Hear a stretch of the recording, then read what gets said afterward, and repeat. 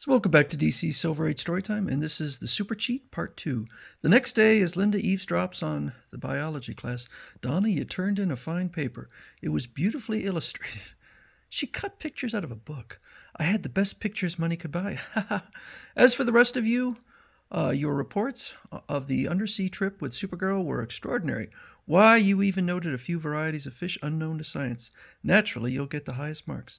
Donna is sore, but I'll bet she keeps trying to prove she's a big wheel. I feel like that was cheating too. Later in a history class, remember, each of you must prepare an essay on an event in our country's history. It will determine your term mark. Wow, I just got an idea that may give me the highest standing in the class. As the week ends, goodbye, chumps. I'm flying to Hollywood. They're making a film about the Battle of New Orleans. I'll just take notes as they shoot, and I'll have the best essay in class. Donna's on her high horse again. But when Linda checks with her telescopic vision, everything in this film is authentic, down to the last musket and bayonet used by Andrew Jackson and his men. Good grief, she'll go to any lengths to prove her superiority, but she's due for another shock. Soon on the campus, it's Supergirl again. Boy, are we glad to see you. We've got a problem. Linda told me about it. That's why I'm here to help you with this time bomb. A time bomb? Oh, don't panic. Actually, it's a new time travel device Superman invented. I merely adjust the controls and will be whisked into the past and witness one of the turning points in American history. As Supergirl triggers the bomb, we're vanishing, heading into the past.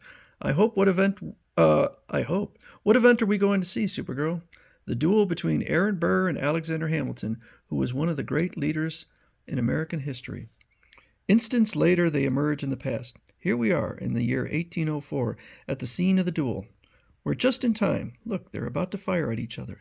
Supergirl. Hamilton was one of America's greatest men. According to history, he's fated to be shot in this duel. Can't you use your superpowers to save him? No one can alter the facts of his story, but I'll try. At invisible super speed, she streaks into the line of fire. Strange. I stopped the bullet, and yet Hamilton is falling. An instant later, see, I stopped the bullet. But the lead ball broke in half, and it struck Hamilton, killing him. You're right, Supergirl. No one can change history. Not even you. Returning to the present, the students present their class reports. Students, thanks to your time trip with Supergirl, your reports on the Burr-Hamilton duel are absolutely accurate. A mere duel, I described the biggest battle in the War of 1812, and yet you failed me.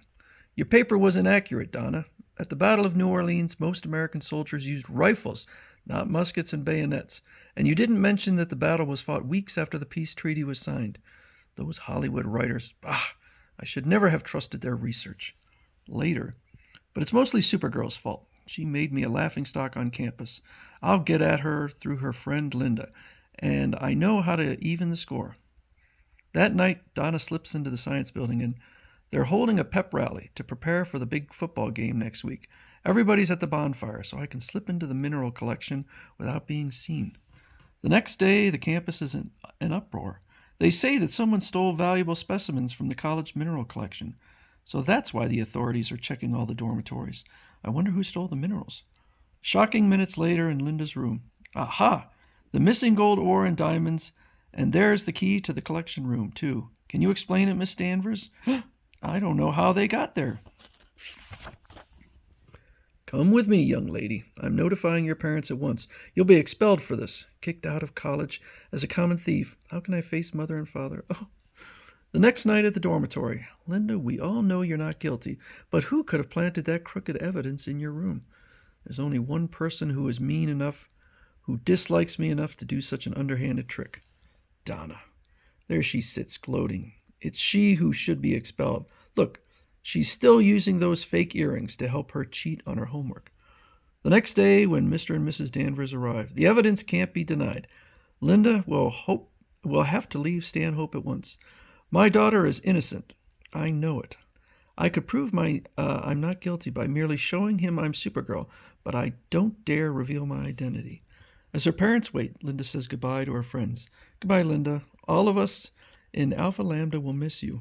Yes, everyone will miss me, but Donna, here she comes, looking like the cat that swallowed the mouse. As Linda and her antagonist are left alone, you seem glad to see me, Donna. I'll bet you know more about those stolen minerals than I do. Yes, I framed you, Linda.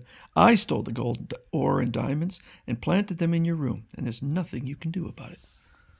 I wanted to get even with you and your friend Supergirl. You've both been getting in my hair. I don't mind telling you this, because you can't prove I'm the guilty one.